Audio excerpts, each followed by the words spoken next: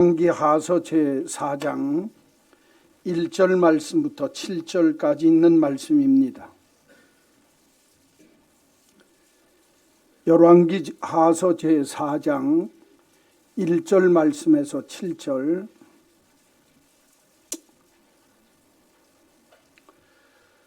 선지자의 제자들의 아내 중에 한 여인이 엘리사에게 부르짖어 이르되 당신의 종 나의 남편이 이미 죽었는데 당신의 종이 여호와를 경외한 줄은 당신이 아시나이다.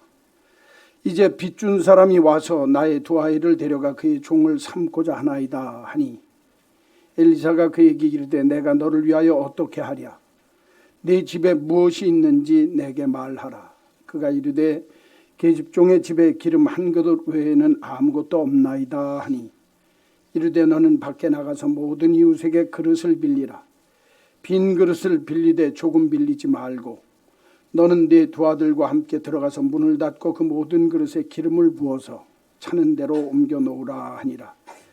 여인이 물러가서 그의 두 아들과 함께 문을 닫은 후에 그들은 그릇을 그에게로 가져오고 그는 부었더니 그릇에 다 찬지라. 여인이 아들에게 이르되 또 그릇을 내게로 가져오라 하니 아들이 이르되 다른 그릇이 없나이다 하니 기름이 곧 그쳤더라. 그 여인이 하나님의 사람에게 나아가서 말하니 그가 이르되 너는 가서 기름을 팔아 빚을 갚고 남은 것으로 너와 두 아들이 생활하라 하였더라. 아멘. 오늘 읽어드린 이 말씀 가지고 더 나은 삶을 원하십니까? 라는 제목으로 함께 은혜를 나누려고 합니다. 신앙을 가진 사람들에게는 보다 높은 삶의 표준과 기대치가 있어야 한다. 지미 카터라고 하는 미국의 대통령이 자기가 아주 진실한 그리스도인이면서 그가 예수를 믿는 사람들에게 이렇게 부탁했습니다. 만약에 신앙을 당신이 가지고 있다면 신앙인으로서 보다 높은 삶의 표준과 기대치를 갖고 살아야 합니다. 이 말은 뭐냐면 예수 믿는 사람이 삶의 모습이 달라야 된다는 겁니다. 또 하나, 내가 지금 이만하면 됐다라고 생각하면서 살아서는 안 되고 한 단계 더 기대치를 높여서 나는 더 나은 삶의 모습으로 살아가겠습니다. 이런 삶의 고백이 그리스도인에게는 있어야 된다라고 말씀하는 겁니다.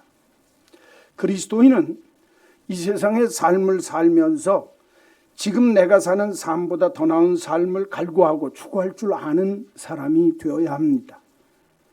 특별히 오늘 본문에 보게 되어지면 어려움을 당하는 한 과부 여인의 이야기가 나오고 있습니다. 엘리사라고 하는 하나님의 종 따라다니면서 하나님의 말씀을 배우고 주의 종이 되기 위해서 훈련받는 선지자의 종, 다른 말로 얘기하면 오늘날로 얘기하면 신학생입니다. 신학교에 다니면서 하나님의 종으로 훈련받기 위한 한 생도의 아내가 내 남편이 예수를 잘 믿고 주님을 위해 헌신하기로 작정을 했었다는 겁니다. 그래서 그렇게 열심을 내고 주님 사랑하는 줄 당신도 알지 않습니까? 엘리사 선생님. 그러면서 하는 얘기가, 그런데 그 남편이 세상을 떠난 다음에 내가 두 아들을 키우려고 할 때 먹을 것 입을 게 없어서 빚을 내서 자녀들을 키웠습니다. 그래서 그 자녀들을 위해서 살다 보니까 그 빚이 많아져서 이제는 나한테 빚을 준 사람들이 내게 있는 두 아들을 와서 데려가려고 합니다. 라고 얘기하는 겁니다. 그랬더니 엘리사가 있다가 그래 그럼 너한테 있는 게 뭐냐? 내가 어떻게 주면 좋겠느냐?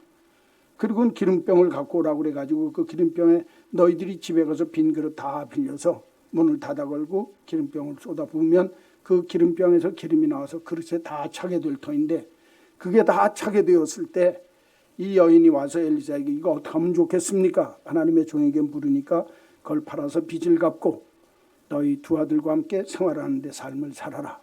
문제가 해결됐다는 거예요.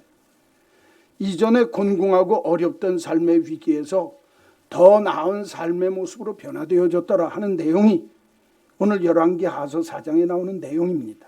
그러면 이 말씀을 통해서 오늘 이 시대 속에 사는 우리들에게 하나님이 하시고자 하시는 말씀이 뭘까? 너희들 삶이 곤궁하고 어렵고 힘들더냐? 어떤 문제가 너희를 그렇게 괴롭게 하더냐?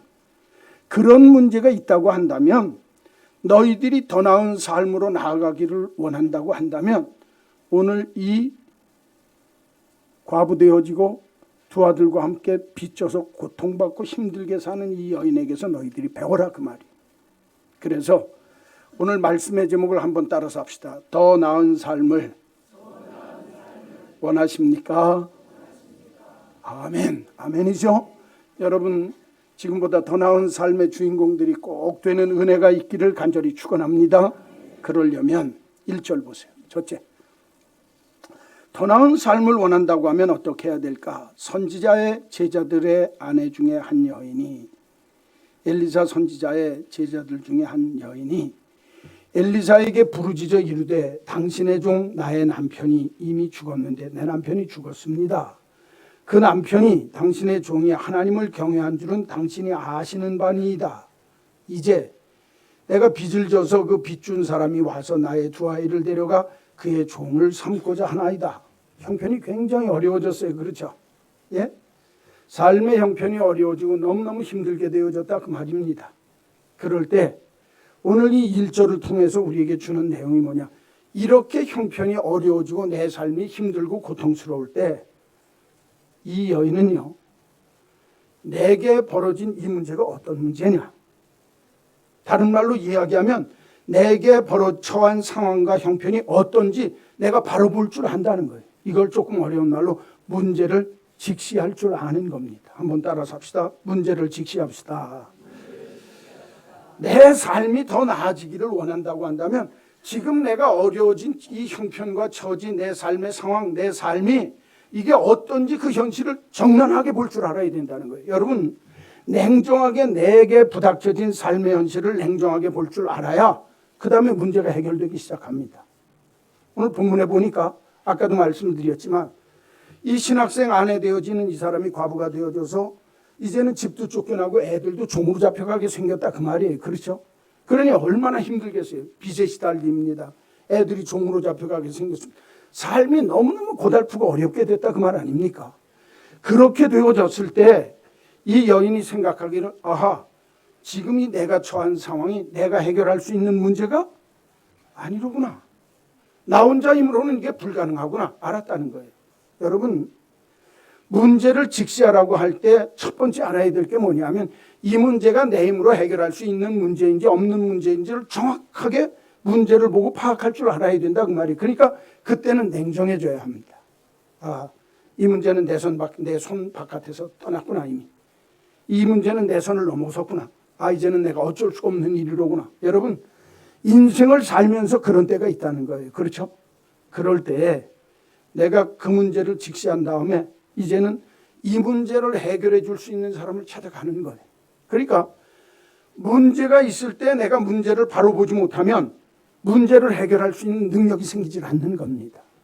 문제는 여기 있는 거예요. 그러니까 내가 이 땅 위에 삶을 살면서 문제가 있을 때 그 문제 해결하기를 원할 때 가장 중요한 게 뭐냐면 이 문제를 보고 내가 어떻게 판단하고 내가 어떻게 생각하는 사고방식을 갖고 있느냐에 따라서 그 일이 나를 짓누르는 큰 무거운 짐이 될 뿐만 아니라 아니면 그 짐을 벗어날 수 있는 기회가 열릴 수도 있다는 거예요. 그러니까 오늘 성경을 통해서 우리가 배워야 할 사실이 뭐냐면 내게 문제가 있을 때 그 문제를 바로 보고 이 문제가 도대체 뭐가, 이건 정말 내 해결한 내 손의 바깥의 문제다라고 생각이 되어지면 그때는 해결 방법을 찾아야 된다는 거예요. 어떤 분이 이런 얘기를 했습니다. 문제 해결에 있어서 가장 중요한 것은 문제를 보는 사고방식입니다. 문제 뒷면에는 반드시 대책이 있습니다. 여러분, 내가 어떤 문제가 벌어졌을 때 그 문제를 이거 큰일 났구나 그러고 내가 넘어지면 그 다음번에 그 문제를 해결할 능력이 없다는 거예요. 그 문제를 바로 똑바로 보고 그 문제 속에서 내가 이 문제를 어떻게 해야 될까 마음으로 생각하는 사고방식을 바꾸고 내가 이 문제 속에서 이 문제를 어떻게 해결할 거고 문제를 자세히 보면 문제의 해결책은 그 안에 있다는 거예요. 참 묘하죠? 오늘도 본문을 보면 지금 내가 밥을 굶습니다. 자식들 때문에 빚을 졌습니다. 내 자식들이 종으로 팔려가게 됐습니다. 이 문제는 내가 해결할 수 있는 문제가 아니라는 거예요. 그러니까 이제는 누구한테 가야 돼요? 이 문제를 해결할 수 있는 하나님의 종에게 가야 되겠다. 왜? 구약시대 때는 눈에 보이는 하나님이 역사하실 때 하나님의 종들 엘리사 시대 때에는 하나님의 종들을 통해서 하나님의 기적을 보이셔서 죽은 자를 살리고 병든 자를 낫게 했다고 말이에요. 그리고 이길 수 없는 싸움에서 이기게 하시고, 그러니까 문제를 해결하실 수 있는 분이 엘리사, 하나님의 종에게 쫓아가면 이 문제가 해결되겠다. 그러고 오는 거예요. 그리고 오늘 성경에 보니까 엘리사에게 부르짖더라는 거예요. 여러분 잘 들으세요. 이 부르짖는다고 하는 말이 기도한다는 말입니다. 내가 강청하는 겁니다. 선생님, 내 남편 믿음 생활 잘하던 거 당신 봤잖아요. 근데 내 남편 죽고 난 다음에 내가 이 많은 빚을 졌습니다. 내 아들 종으로 팔려가게 됐습니다. 나 이거 어떻게 하면 좋아요? 여러분 그러고 매달리는 거예요. 잘 들으십시오. 내가 문제를 직시하면 그 문제를 어떻게 해결할까 하는 방법을 찾다가 오늘 이 여인은 하나님의 종에게 나오는 방법을 택했어요. 그렇죠? 나와가지고 이 문제 좀 해결해 주십시오. 매달렸다는 거예요. 여러분 오늘 이 본문 말씀을 잘 읽어보게 되어지면 엘리사의 종, 하나님의 종 엘리사에게 나왔다라고 하는 이 말씀을 통해서 주는 메시지가 뭐냐면, 우리가 오늘날 여러분 목사에게 난다고 문제가 해결됩니까? 하나님이 해결해 주셔야 되는 거 아니에요. 그렇죠? 우리의 문제는. 그럴 때 하나님께 내가 이 문제를 갖고 오늘 이 과부가 되어졌던 이 여인처럼 문제를 갖고 들고 나오는 거예요. 부르짖는 거예요. 하나님, 이 문제 해결해 주세요. 나 혼자는 해결할 수가 없어요. 라고 하는 고백이 먼저 있어야 돼요. 그게 뭐냐면 나는 약합니다. 나는 부족합니다. 나는 이 문제를 해결할 수 있는 능력이 없는 사람입니다. 이게 문제 해결의 시발점입니다. 내가 문제를 보는 순간에 나는 연약하고 부족하고 무능해서 이 문제에 대해서는 내 문제 손에서 떠난 문제니까 내가 해결할 수 없습니다. 그 자세가 겸손입니다. 두 번째, 그 문제를 가지고 이제는 주인 앞에 나아가는 거예요. 우리 주님께 나오는 거예요. 부르짖으러 나올 때 믿고 나오는 겁니다. 문제를 주님 앞에 이야기하면, 하나님의 종에게 말하면 이 문제를 해결받을 수 있다라고 하는 믿음을 갖고 나오는 거예요. 부르짖을 때에는 믿음이 그 안에 전제 조건이 깔린 겁니다. 하나님, 이 문제는 하나님이 해결해 주시지 않으면 나는 해결할 수 없어요. 주님이 해결해 주실 줄로 믿습니다. 라는 믿음이 있어야 주님께 부르짖을 수 있다는 거예요. 또 하나, 오늘 성경에 보면 이 문제를 가지고 내가 그냥 혼자서 끙끙끙끙 앓으면 문제 해결이 안 됩니다. 그렇죠? 그때 이 문제를 가지고 주님 앞으로 가야 되겠다. 하나님의 종에게로 가야 되겠다. 여러분, 오늘 이 과부도요, 내 남편이 죽은 다음에 빚져서 얼마나 삶이 고달팠겠습니까? 얼마나 힘들었고, 이제 애들이 다 종으로 팔려갈 판이니까 너무너무 정말 힘들고 어려운 인생을 사니까 이런 마음도 들 수 있습니다. 엘리사에게 간다고 이 문제가 해결되겠어? 나간다고 해서 뭐가 될 수 있겠어? 엘리사에 대한 믿음의 모습이 없으면 나오지도 않았을 겁니다. 그렇죠? 또 하나, 그래, 내가 여기서 이렇게 내 아들을 뺏기느니 내가 한번 창피한 거 무릅쓰고라도 우리 믿음의 우리 남편의 정말 주인 되어줬던 하나님의 종 엘리사에게 가서 이 문제를 한번 알아보자. 용기가 필요합니다. 한번 따라서 합시다. 겸손, 믿음, 용기. 여러분, 문제를 직시하고 하나님 앞에 맡길 줄 아는 사람은 내가 하나님에 대한 믿음을 가지고 하나님 앞에 추하고 부끄러운 모습 다 집어치고 오늘 이 과부처럼 엘리사에게 나와서 고백하는 것처럼 주님이 이 문제 해결해 주지 않으면 나는 못 삽니다. 살려주세요. 삶의 용기를 가지고 뛰쳐나오는 겁니다. 나는 알 수 없습니다. 겸손함의 모습과 주님은 아실 수 있습니다. 믿음의 모습과 주님, 창피하지만 이 문제 주님 아니면 해결할 데가 없어요. 담대한 용기를 가지고 나오는 이 용기가 있을 때 하나님이 문제를 해결해 주시는 줄로 믿습니다. 성경은 우리에게 이렇게 말씀합니다. 환난 날에 나를 부르라. 내가 너를 건지리니 내가 나를 영화롭게 하리라. 할렐루야. 시편 50편 15절 말씀에 분명히 말씀합니다. 환난 날에 너희는 나를 부르라. 내가 너희를 건지리니 내가 나를 영화롭게 하리라. 할렐루야. 말씀하셨어요. 우리가 인생을 살면서 삶이 어려워지고 힘들어질 때 내가 여기서 이 문제에서 해결받고 바깥으로 뛰쳐나와서 정말 하나님이 기뻐하는 성공적이고 복된 삶을 살았으면 좋겠다 하는 마음이 누구에게나 있습니다. 그럴 때 중요한 게 뭐냐? 문제를 먼저 바로 보고 직시하는 겁니다. 누구처럼? 이 과부처럼. 얘기 하나만 하죠. 매니라고 하는 사람이 지은 죄송합니다. 놀란 빈센트 필이라고 하는 분이 지은 성공적 삶에 이르는 성경의 능력이라는 책이 있어요. 그 책의 두 번째 장에 무슨 글이 있냐면 인생의 커다란 문제에 대처하는 방법. 다른 말로 얘기하면 인생의 커다란 문제가 부닥쳐졌을 때 여러분들이 그 문제를 해결하는 방법 10가지를 얘기했는데 제가 오늘 7개만 짤막짤막하게 얘기하려 합니다. 첫째, 냉정하라. 직시하라는 거예요. 둘째, 하나님의 창조적 가능성을 마음에 두라. 셋째, 겸손하고 확신하는 태도를 유지하라. 아까 얘기했죠? 겸손하고 확신하는 태도를 유지하라. 넷째, 낙심을 버려라. 다섯째, 하나님을 믿고 모든 것을 기대하라. 여섯째, 하나님께서 당신에게 새로운 아이디어와 문제 해결의 방법을 주신다는 것을 믿어라. 일곱째, 전능하신 하나님 앞에서는 아무리 큰 문제라도 걱정이 없다는 것을 기억해라. 그 외에도 한 서너 가지가 더 있어요. 제가 아까 말씀드린 요 오늘 엘리사를 찾아왔던 한 선지자 생도의 과부의 얘기했던 내용이 그대로 들어 있습니다. 첫째는 문제가 벌어질 때 내가 동요하거나 흔들리면 안 됩니다. 냉정해져야 됩니다. 여러분, 삶의 위기가 몰아닥치고 어려움이 밀어닥쳐서 내 인생이 어려워졌을 때 첫 번째 할 일이 뭐냐? 기억하세요. 어렵게 가르치니까 생각하라, 냉정하라 그러니까 어렵죠? 제가 쉽게 가르쳐 드릴게요. 오늘 제일 중요한 단어 중에 하나입니다. 따라서 하세요. 워워. 자, 다시 한번 워워. 이건 뭐가 날뛸 때? 소가 날뛸 때, 붙잡을 때 워워. 침착해져라 그거예요. 냉정해져라 이거예요. 저희 집사람이 제가 흥분하면 워워 그럽니다. 진짜 목사도 흥분할 때가 있거든요. 워워 그래요. 여러분, 내가 문제를 직시하고 냉정해져야 내가 하나님 앞에서 어떤 모습을 가져야 될지, 이 문제를 누구에게 갖고 나아갈지를 판단하게 된다 그 말이에요. 오늘 이 여인, 자기 힘으로 해결할 수 없는 한계 상황이 부닥쳤어요. 삶 속에서. 그때 내 문제를 보고 이거는 내 선에서 지난 거구나. 나는 연약하고 부족합니다. 겸손함을 가지고 하나님의 종이면 이 문제를 해결할 줄로 믿습니다. 믿음을 가지고, 그리고 창피한 건 무릅쓰고 부끄러운 건 무릅쓰고 용기를 가지고 담대하게 하나님의 종에게 나왔더니 문제가 해결되었더라. 할렐루야.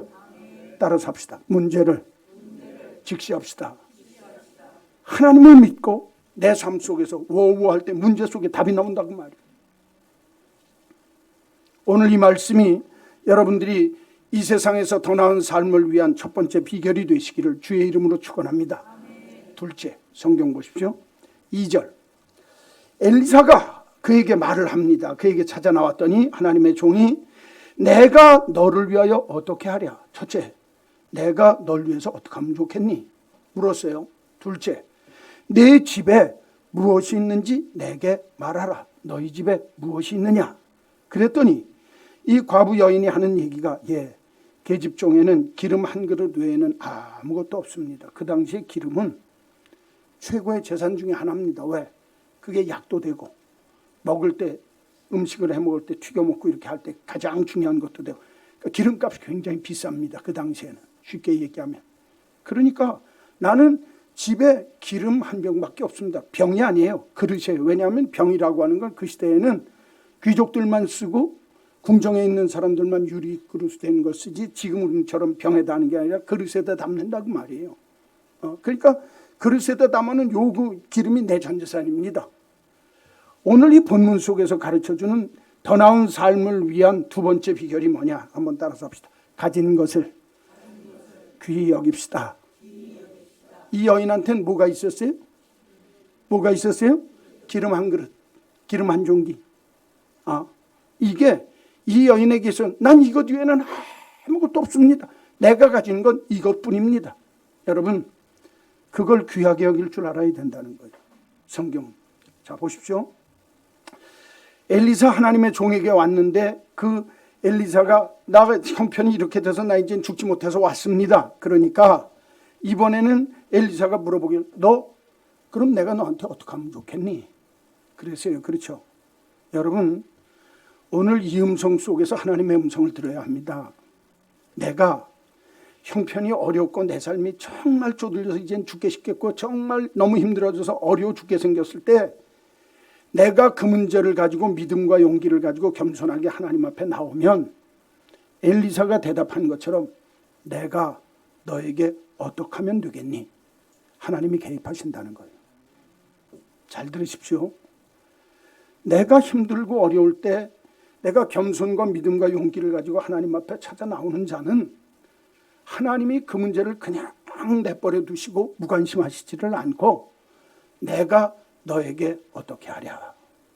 여러분 저는 오늘 여러분의 삶의 자리에 이 과부처럼 어려운 일을 당한 분이 있다고 한다면 여러분들이 주 앞에 나와서 기도하는 여러분들에게 우리 주님이 내가 너한테 어떻게 해줬으면 좋겠니? 주님이 내 삶의 문제에 개입하고 계심을 믿고 사는 여러분 되시기를 주의 이름으로 간절히 축원합니다. 아하, 내가 믿음과 용기를 가지고 겸손하게 주님께 나오기만 하면 주님은 내가 너에게 어떻게 하면 좋겠니? 내 삶의 문제에 개입하시는 주님이시로구나. 또 하나, 그때 주님이 물으세요.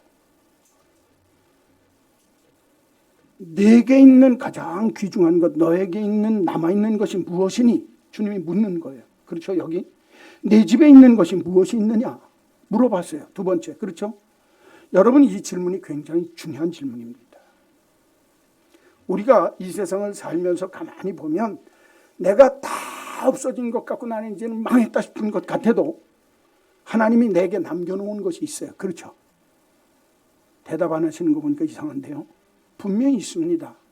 아, 나는 겨우 이거 하나 남아있어요 라고 하는 것, 여러분 그걸 소중히 여기셔야 합니다. 왜냐하면 하나님은 그것을 통해서 내게 어떤 역사를 하실지 몰라요. 하나님은 상한 갈 때도 아이고 잘하시네. 다시 한번 상한 갈 때도 꺾지 아니하시고 꺼져가는 등불도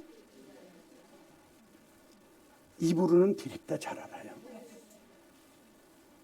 그러나 성경을 오늘 보면 내가 상한 갈대 같아서 아무것도 가진 게 없는 그런 갈대 같지만 하나님이 그 상한 갈대를 들어서 쓰시면 레바논의 백향목같이 되게 하셔서 성전의 아름다운 기둥으로 쓰게 하실 줄로 믿습니다.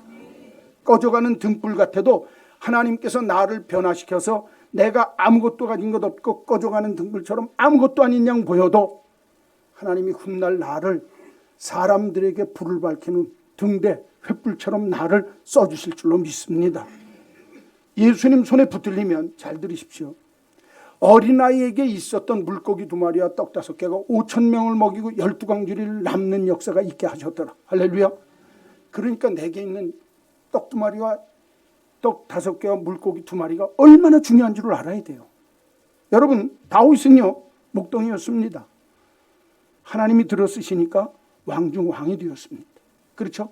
모세가 홍해바다를 갈를 때 여러분 뭘로 갈랐습니까? 지팡이를 갖고, 지팡이는요 마른 막대기입니다. 마른 막대기 갖고 홍해바다를 갈랐어요. 하나님이 쓰시면 마른 막대기가 온 인류 이스라엘 백성들을 살게 하는 홍해바다를 가르는 역사를 일으키게 하는 게 하나님의 역사하심인 줄로 믿습니다. 잘 들으십시오.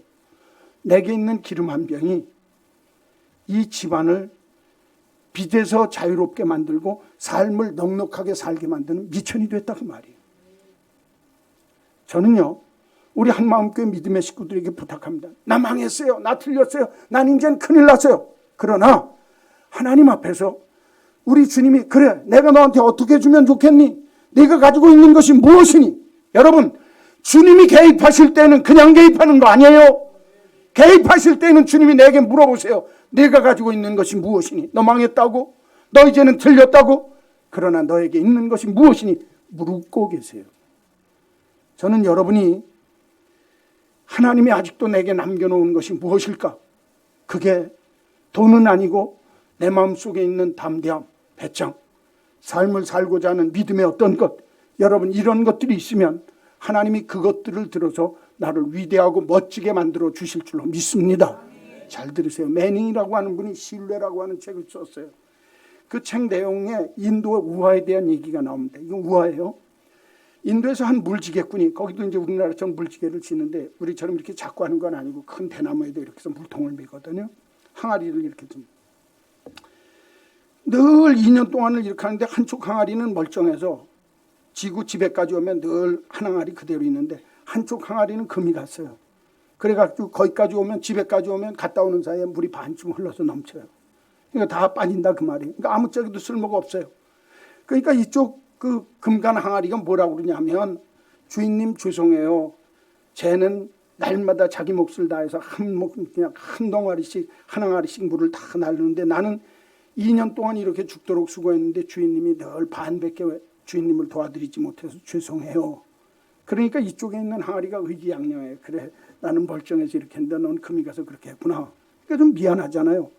그러니까 너무너무 미안해하니까 이 항아리가 있다가 주인님한테 죄송해요 그러니까 주인님이 있다 하는 소리가, 야, 그렇게 기분 나쁘고 힘들면, 네가 그렇게 미안하면 그래서 기분이 좀 좋아질 테니까 이따가 돌아갈 때, 우물에서 물을 받고 돌아갈 때 내가 왔던 길을 한번 봐라. 그러니까 보니까 그 길에 꽃이 활짝 펴 있거든요. 그러니까 아유, 꽃이 펴 있어서 너무너무 좋네요. 그러니까 그래, 이렇게 꽃핀 것만 해도 넌 고맙고 감사하지. 예, 기분이 좀 풀렸어요.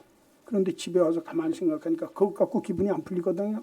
주인님 그래도 죄송해요. 제가 늘 반모가지밖에 못해가지고 내 항아리에서는 물이 다 깨져가지고 흘러넘쳤는데. 그랬더니 그 지게꾼이 하는 말이 참 재밌는 말씀이에요. 제가 그거 잊어버릴 수가 없어서 적어갖고 왔어요. 보세요. 내 흠 때문에 당신은 고되게 일하고도 수고의 덕을 보지 못하고 있네요. 그래, 내가 그거 다 안다. 절반의 물이 새어버려서 당신 내가 하는 일, 정아리에 내가 절반밖에 일을 못하는데 너무너무 죄송해요. 그랬더니 그 물지개꾼이 물동이에게 이렇게 말을 합니다. 꽃이 반대편 물동이 쪽에는 없고 내 쪽에만 있는 것을 보았니?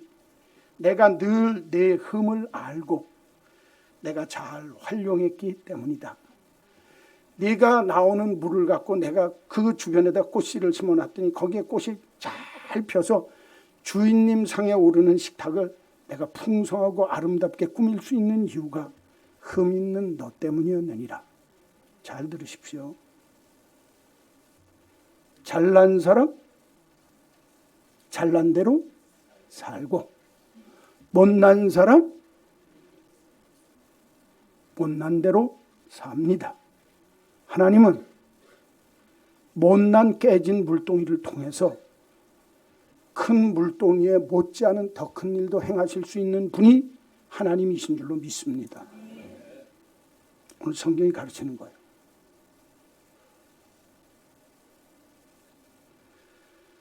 내게 있는 것이 못난 것 같아도, 내게 있는 것이 작은 것 같아도 하나님은 작은 것을 통해서 크고 위대한 역사를 이루시는 분이 하나님이신 줄로 믿습니다. 내 흠, 내게 있는 약점, 내게 있는 단점들을 통해서도 하나님은 더 위대하고 큰 일을 이루실 수도 있는 분인 줄로 믿습니다. 그렇기 때문에 내가 가지고 있는 것을 귀하게 여기세요. 심지어는 내 못난 성품, 내 못난 인격까지라도 함부로 취급하지 마세요. 하나님을 신뢰하는 사람은 그렇게 삽니다. 내가 가지고 있는 것을 귀하게 여깁니다. 하나님, 내 모습 이대로 주받아 주옵소서. 할렐루야. 이 고백이 있어야 돼요. 그래야 진짜 믿는 사람이 되는 거예요. 내 인생이 지금 험악하고 추한 것 같고 어려운 삶의 모습 속에 있어도 더 나은 삶의 모습이 누구를 통해서 이루어지냐? 내게 있는 작은 것, 내가 가진 그것을 통해서 하나님은 귀하게 여기시고 멋지게 사용해 주실 줄로 믿습니다. 성경이요. 세 번째, 이제 오늘 본문에 제일 중요한 얘기가 나옵니다. 자, 3절부터 이르되 너는 밖에 나가서 이 모든 그릇 이웃에게 그릇을 빌리라. 무슨 그릇을 빌리라? 빈 그릇을 빌리되 조금 빌리지 말고 너는 네 두 아들과 함께 들어가서 문을 닫고 그 모든 그릇에 기름을 부어 차는 대로 뭐하라? 옮겨 놓으라. 한번 따라서 합시다. 빈 그릇을 준비합시다. 더 나은 삶을 사는 세 번째 비결입니다. 이건 잊지 마세요. 자, 첫째는 뭐 해야 되죠? 문제를 직시하는 거예요. 두 번째는 가진 것을 귀하게 여기는 거예요. 세 번째는 빈 그릇을 준비해야 합니다. 여러분, 벌써 이 여자는 알았어요? 몰랐어요?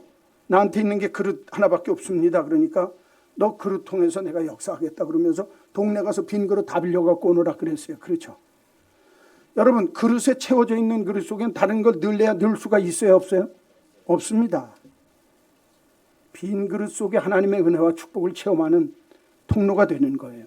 여러분, 여러분과 제가 주 안에서 오늘 성경이 가르쳐주는 귀한 비밀이 있는데 그거 뭐냐? 세상 것, 추한 것, 악한 것 비워서 빈 그릇으로 되어질 때 하나님이 풍성한 것 채워주신다 그 말이에요.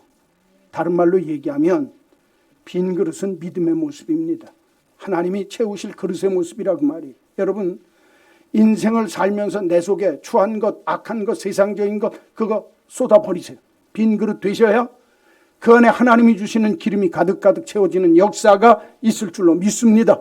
믿음의 모습이에요. 첫째, 빈 그릇은 믿음을 상징합니다. 둘째, 자 여기 보세요. 가서 빈 그릇을 우리 집에 있는 것만 하고 우리 집에 게 다 차면 그 다음에 가서 빌려오라고 그러면 좋을 거 아닙니까? 그런데 우리 집에 있는 그릇 차지도 않았는데 그거 놔두고 남의 집에 있는 가서 빈 그릇 다 빌려갖고 오라는 거예요. 그렇죠? 그러니까 사람들이 물어볼 거 아닙니까? 야, 뭐 하려고 그래? 있는 대로 다 빌려주세요. 있는 대로 다 빌려주세요. 사람들이 허황되다고 조롱했겠어요? 조롱 안 했겠어요? 저 사람? 아니 가져갈 것도 없는데 왜 빈 그릇만 큰 것만 다 달라고 그래? 그릇 다 달라고. 성경에 보니까 모든 동네에 가서 이 모든 이웃들에게 그릇이 있는 대로 다 달라고 하라고 그랬어요. 얼마나 많이 갖고 왔겠습니까? 그렇죠? 사람들이 허황되고 허망되다고 그랬을 거예요. 그러나 잘 들으십시오. 빈 그릇 빌려서 갖고 오는 게 꿈입니다. 하나님은 내가 빈 그릇을 많이 빌리면 많이 빌릴수록 하나님은 그 그릇을 채우는 역사가 있을 줄로 믿습니다. 예수 믿는 사람은요, 아무리 힘들고 어려워도 꿈을 이루면 안 돼요. 딴 사람들이 나를 허망되다고 그러고 꼭 허경영이 같다고 얘기를 해도 여러분 그때 조심해야 하세요. 아 그래, 나는 인생을 살면서 하나님 안에서 내게 주신 꿈이 있고 난 믿음 안에서 내게 주신 작은 그릇, 작은 기름을 통해서 그릇 기름 한 그릇을 통해서 하나님이 내게 역사하실 줄로 나는 믿어. 믿음을 갖고 꿈을 꿔야 돼요. 하나님이 그릇 채워주실 줄로 믿고. 여러분, 그릇 있는 대로 준비하는 꿈 있는 그리스도인 되기를 주의 이름으로 축원합니다. 허망한 꿈이 아니에요. 하나님의 종이 말씀하셨어요. 내게 주님께서 내게 가지고자 하고 가지라고 하는 꿈이 있어요. 빈 그릇을 가져오너라. 예, 다 빌려왔어요. 그리고 그 다음에 뭐라고 그러세요? 문을 닫고 기름을 부어라. 부으면 붓는 기름마다 차게 되리라. 할렐루야. 순종하는 거예요. 빈 그릇은요, 믿음, 차게 하실 줄로 믿는 믿음. 둘째, 빈 그릇을 빌리면서 갖고 있는 꿈. 셋째, 그 기름에 내가 갖고 있는 작은 종지에 있는 그 기름을 내 빈 그릇마다 부어라 했더니 오늘 성경에 봤더니 뭐라고 그랬어요? 그 말씀대로 순종했더니 그릇이 찼더라. 순종입니다. 한번 따라서 합시다. 믿음. 두 번째는 뭐요? 꿈. 세 번째는 뭐요? 순종. 한번 따라서 합시다. 믿음, 꿈, 순종. 믿고 하나님이 역사하실 줄로 믿고 내게 주신 꿈을 꾸면서 주님이 내게 말씀하신 대로 순종했더니 오늘 이 과부의 그릇마다 차서 그릇 차게 되어졌을 때 성경은 뭐라 가서 어떡할까요? 그랬더니 팔아서 빚을 갚고 내 아들과 함께 생활하라. 문제를 해결했다는 거예요. 어찌 보면 허황된 옛날 얘기 같은 얘기입니다. 그러나 이 말씀 속에 엘리사를 통해서 역사하신 그 하나님은 오늘도 우리들에게 이렇게 역사하시는 줄로 믿습니다. 그런데 문제는 믿음을 갖고 꿈속에서 하나님의 꿈을 꾸면서 내가 순종하게 되어질 때 오늘 성경은 엄마에게 하는 말이 뭐라고 하는 줄 아세요? 너 문 닫아라. 그리고 네 아들 둘과 함께 해라. 잘 들으세요. 네 아들 둘과 함께 그 일을 하라는 거예요. 엄마가 부으면 아들들은 계속 나르는 겁니다. 여러분, 이 본문 가르쳐주는 내용이 뭔 줄 아세요?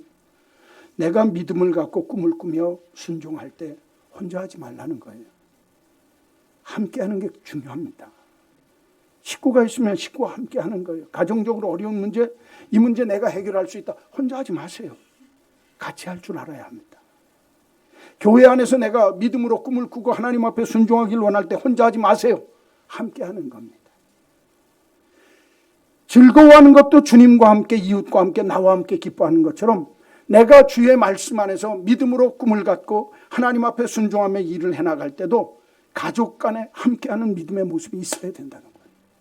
또 하나, 문을 닫으라고 그랬어요. 딴 사람들이 보면 얼마나 이상하겠어요. 그렇죠? 작은 기름 깎고 부기만 하면 나오네. 저게 웬일이냐? 딴 사람들의 구설수도 오를 수 있습니다. 집중하기 위해서.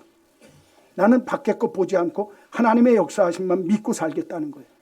굉장히 중요한 의미가 있습니다. 문 닫고 한다는 말씀 속에. 여러분, 내가 밖에 것에 상관치 않습니다. 주님이 내게 역사하시는 그 역사하심에 따라 내가 순종하겠습니다. 여기에 집중하겠습니다. 전념하겠습니다. 내가 볼 것만 보고 들을 것 듣지 않겠습니다. 주님이 말씀하시는 것에 대해서 내가 온전히 순종하겠습니다. 그 배려가 문을 닫고 하는 거예요. 저는 오늘 우리 한마음 믿음의 성도님들에게 부탁합니다. 신앙생활할 때 어려운 일이 있습니다. 이 과부처럼 내 삶의 자리에 이거 이제는 망했구나 싶은 자리에서 더 나은 삶 살기를 원하신다고 한다면 문제를 직시하십시오. 그 문제 속에 하나님이 해결해 주시고자 하시는 하나님의 역사하심을 기대하시고 겸손하십시오. 믿음과 용기를 갖고 기도하십시오. 부르짖으세요. 그러면 주님께서 내게 묻고 계세요. 내가 어떻게 하면 좋겠냐? 개입하세요. 개입하신 후에는 내가 가지고 있는 것이 무엇이냐? 하나님이 내게 있는 것 찾으세요. 여러분, 그거 버리지 마세요. 놓치지 마십시오. 저는 여러분들이 마지막 남은 기름종기, 마지막 남은 기름 한 그릇이 뭔지는 몰라요. 그러나 성경은 말씀합니다. 너에게 그것이 있다. 그것을 귀하게 여겨라. 그것이 내 인생을 뒤바꿔줄 하나님의 축복의 그루터기가 될 줄로 믿습니다. 믿음을 가지고 꿈을 꾸면서 주의 말씀에 순종하면 상한 갈대가 변해서 레바논의 백향목 기둥이 되어지고 꺼져가는 등불이 변해서 인생을 밝히는 환한 등대불이 되어지는 역사가 있도록 만드시는 하나님, 이 하나님의 역사가 오늘도 엘리사에게 있던 선지자 생도의 과부의 삶에만 있는 것이 아니라 오늘 저와 여러분에게도 있게 될 줄로 믿습니다. 믿습니다. 오늘 이제 성찬을 할 겁니다. 이 성찬에 참여할 때 이런 하나님의 은혜를 체험하는 여러분들이 꼭 되시기를 주의 이름으로 간절히 축원합니다. 축원합니다. 찬송가 214장 부르시면서 성찬하겠습니다.